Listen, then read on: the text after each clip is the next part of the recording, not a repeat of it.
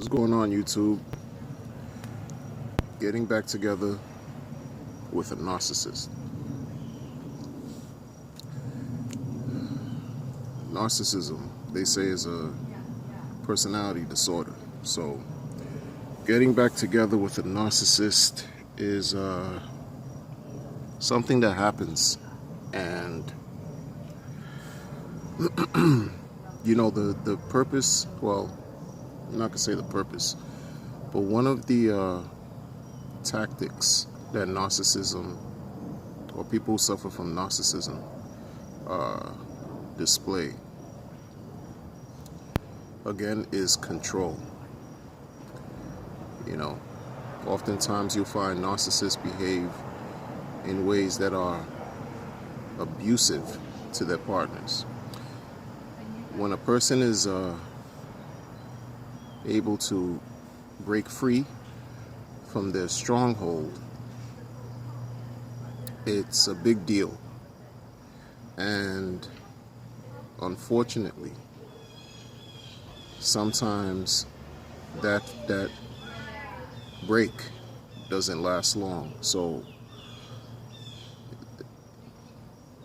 people have their reasons why they do things, and human relationships are complicated because people are complicated. So in the case where you have a narcissist who's trying to, bait their partner, vie for their attention, the reason why is because their supply of control, has dwindled in a way, or they need to attach to something that they can overpower, and that something is usually the person that they were in a relationship with, who they were taking complete advantage of, manipulating, abusing in different forms.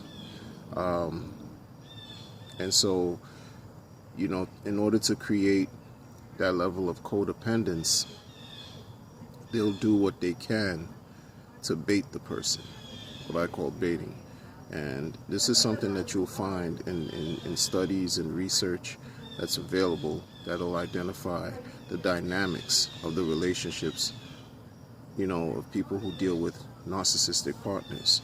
And those who are not narcissistic end up, having to deal with a bunch of problems and challenges and toil through the difficulties that the narcissist brings into the relationship.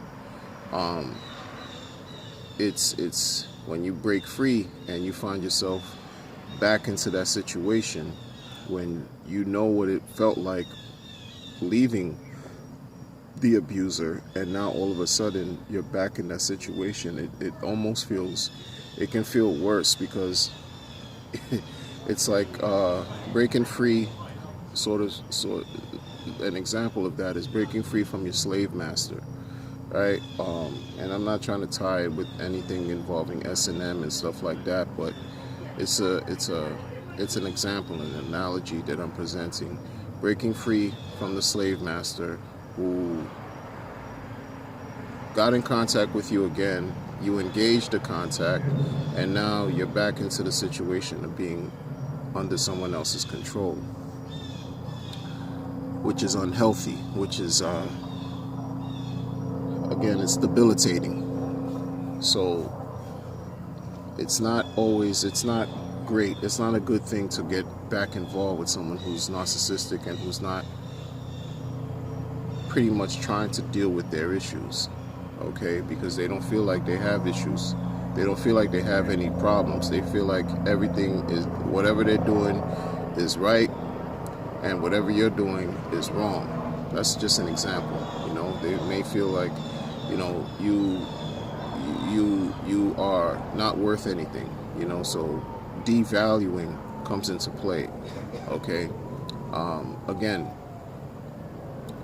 in order to pretty much feed their need to instantly be gratified constantly, in order to feed their craving for instant gratification on whatever levels, they need to pretty much step on you, or devalue you as a person. That's part of the traits of NPD. and it can bring so many problems. If you're able to break free, it's now your time to heal, especially if you're separating yourself from a union or a relationship that lasted years or lasted a long period of time. And you have to now regroup, renew yourself, heal, because there was a lot of hurt that you've gone through.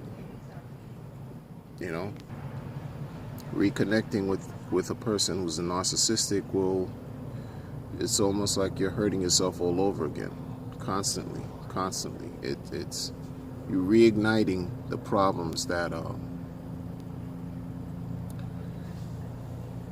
caused you to leave in the first place. So it's not always the best option to reconnect with narcissists.